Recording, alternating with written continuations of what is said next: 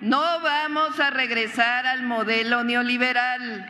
No vamos a regresar al régimen de corrupción y de privilegios. In just her first 100 days in power, Mexican President Claudia Sheinbaum is showing the rest of the Western world that you could do politics a little differently, actually help people, and be more popular. Amazing. So I'm going to show you a couple of clips that have recently popped up of Sheinbaum, as well as how right-wing media has been covering her, and right-wing to mainstream media, how they've been covering her, because it has been hilarious to try and watch them demonize Sheinbaum for things that are incredibly popular.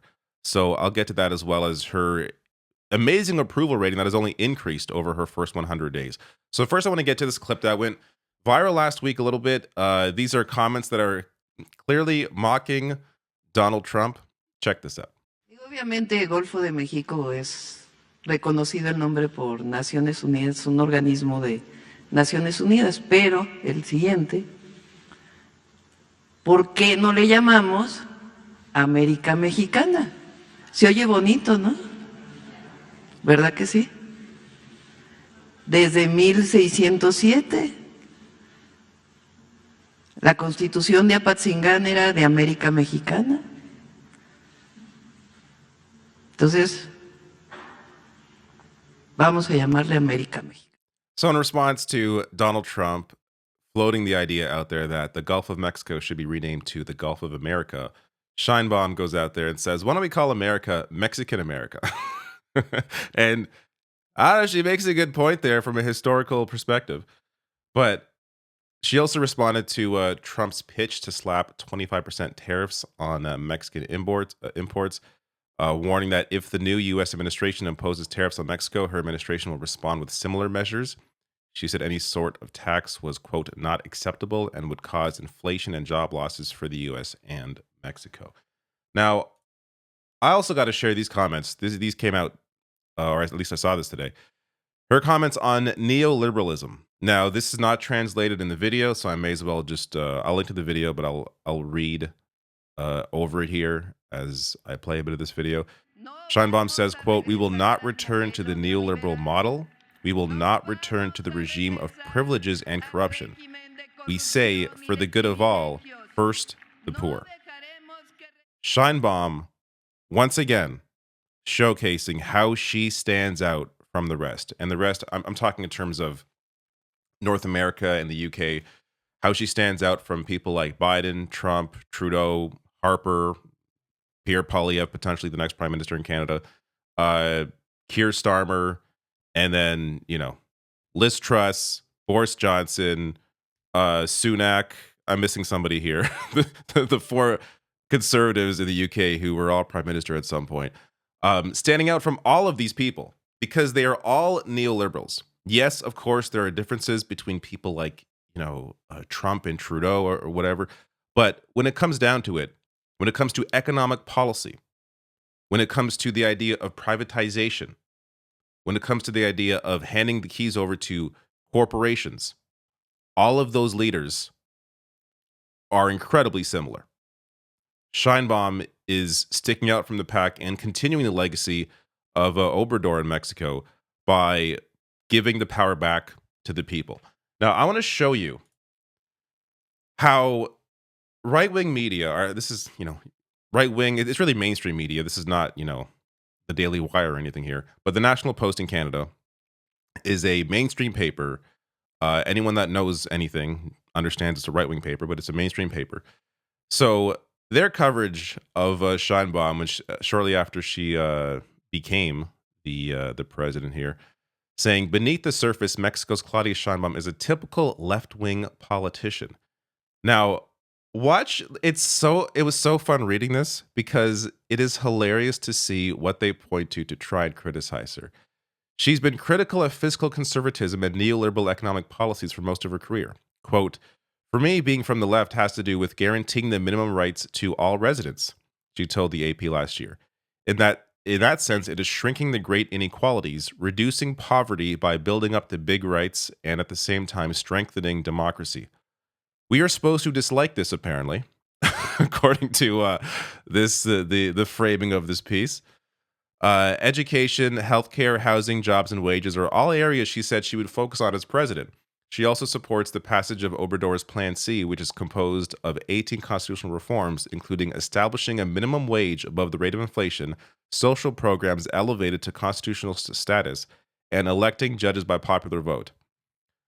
I'm failing to see the problem here. These are all things that apparently we're not supposed to like. Sheinbaum also supports or has supported legalizing abortion, a gender-neutral policy for school uniforms, a universal pension plan, youth apprenticeship programs, funding for public transportation, and Mexico's state-owned oil company Pemex. Can someone tell me what the issue is? It's hilarious to see how they try and paint here. Now, normally, articles like this or pieces like this, they're not as specific as this one, because when they get into specifics, it's clear these are all very popular things to support. So what you actually, before I get to what you normally see, I'll get to the Politico in a second here. I forgot this piece as well. They also quote her criticizing what the Israeli government is doing in Gaza, where she said here, quote, "Because of my Jewish origin, because of my love for Mexico, and because I feel like a citizen of the world, I share with millions the desire for justice, equality, fraternity, and peace, and therefore I can only see with the horror of the images of the state bombings. Quote, no reason justifies the murder of Palestinian civilians. Nothing can justify the murder of a child. Everything Sheinbaum represents," and then they go on to say, everything Sheinbaum represents resembles what we commonly hear from most left-wing activists and politicians around the globe. Oh, yeah. How dare she demonize the state murdering children? How dare she say that nothing justifies the murder of civilians? Oh, sounds like a left-wing activist. What? What is the argument here? That she cares about people? That she's against mass destruction of Gaza? That she is for things like healthcare, housing, jobs, and higher wages? So, as I was saying, normally they're not as specific. Articles that are going to be critical of politicians like this aren't as specific, because when you read them, they read like this. They're hilarious. So what they normally do is what Politico did here. Claudia Sheinbaum will be Mexico's next president, but which version of her will govern? She's a pragmatist and an ideologue. Which will dominate? So by ideologue, they mean she cares about things like housing, healthcare, higher wages, because they go on to write here, the question raging here is which of Sheinbaum's two personalities will dominate? Some think she'll be Mexico's Angela Merkel, a scientist by training who will prioritize efficiency over ideology for the nation's benefit. For the nation's benefit, apparently, is to ignore issues like low wages. Others see her as a mere puppet of Obrador, who will follow in his leftist footsteps, increasing social welfare programs. Oh no! How dare she? And battling the nation's Supreme Court, which by that they mean democratizing it, allowing people to vote who's on the Supreme Court. Like battling the Supreme Court, as if trying to make her sound she's anti-democratic. No, she's trying to bring democracy into the process. So it's just, this is always the issue when it comes to how the media covers politicians like this. When someone pops up, we saw with Bernie Sanders in 2016 and 2020, just the sheer level of BS from places like the Washington Post, the New York Times, CNN, MSNBC, of course, right-wing media like Fox News, but just the endless demonizing of somebody that simply wants to bring power back to the people, wants people to be guaranteed things like healthcare, wants people to be, if they work full-time, be able to afford to live, afford to buy a house, afford rent, afford to buy food. These are apparently ideological positions or extreme positions to mainstream press. Now, as David Adler writes here, at 100 days in office, Mexican President Claudia Sheinbaum is winning record levels of citizen approval at all levels of educational attainment, even among the partisans of her opposition. So if you can read Spanish, here you go. But she's apparently, I can tell by the green, she's very popular. But piece here as well. She is now at an 80% approval rating after 100 days. This is a 4-point increase from last month. This is unheard of in the US Canada, the UK, an approval rating like this. And it's because of her focus on the power of people over special interests. So citizens value Sheinbaum's social policies most. Pensions, educational scholarships, and aid to various groups garner 41% support. Interestingly, 19% of those approving of her management can't explain why. Their survey shows 39% of households receive federal government aid. This figure rises to 80% for those over 65. Given Mexico's ongoing challenges, Sheinbaum's high approval is unsurprising. Now, I want to be clear. It's 100 days in. We don't know how the rest is going to go. She could change. Things can, there may be pressure on her from other powers that cause her to go in a different direction. But as things currently stand, she maintains a position of being anti-neoliberal and for the people. And it has only helped her. As I want to bring this up because as I wrote on Twitter here, this kind of approval rating is unheard of under Biden, Trump, Harper, Trudeau, Starmer, May, Boris. I think I missed Truss when I was mentioning the names. Elizabeth May, Boris Johnson, Truss, Sunak. But someone replied to this with a point worth mentioning here.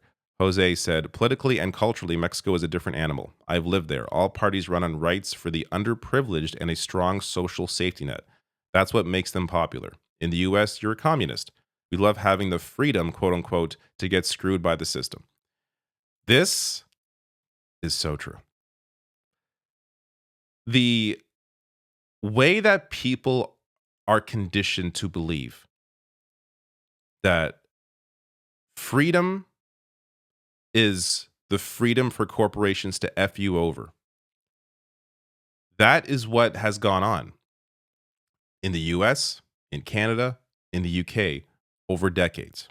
And you can really go back to, Reagan and Thatcher and thank them for all of that and the move towards that.